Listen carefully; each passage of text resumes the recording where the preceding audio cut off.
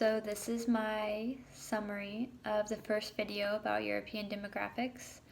The guy starts by describing how the world's population is divided. He says how many people are in Europe and the developed world, which includes the United States, the European Union, and Japan.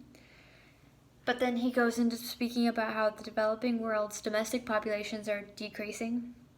They're shrinking because if your income reaches over $6,000 per year, you can see big drop-offs in birth rates per family.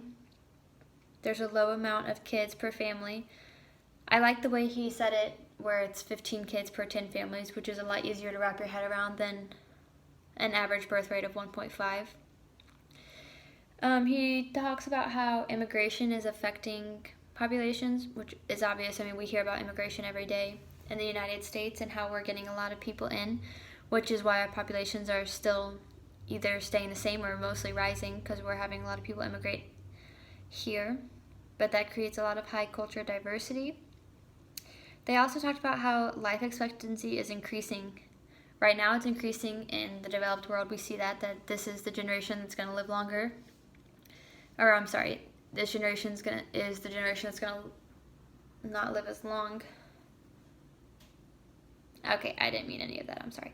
But what I'm trying to say is that life expectancy is increasing, which makes us an aging population, which means that when the baby boomers retire, since there are so many of them, there won't be enough pension for everyone.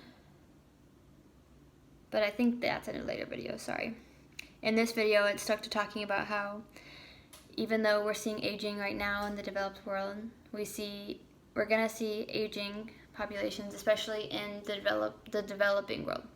And that's gonna really affect their economics and stuff, because not only do they still have high birth rates, but they're also gonna have really high life expectancy, so they're just gonna have booming populations.